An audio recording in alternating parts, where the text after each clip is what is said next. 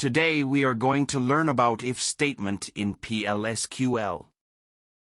First, we need to connect to the database by entering username and password. Now we will use the if statement. For that we will declare one variable. We will take the input from user, that's why we will use ampersand symbol.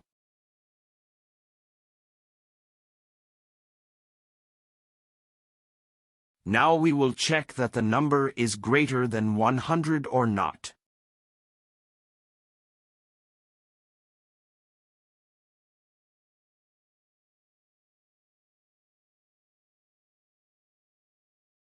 If it will be greater than 100, then it will print this.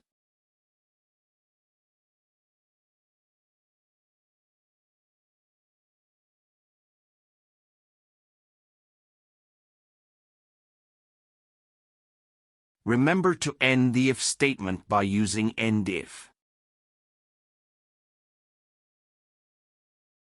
Now we will give the value. We got the output. Please do subscribe the channel.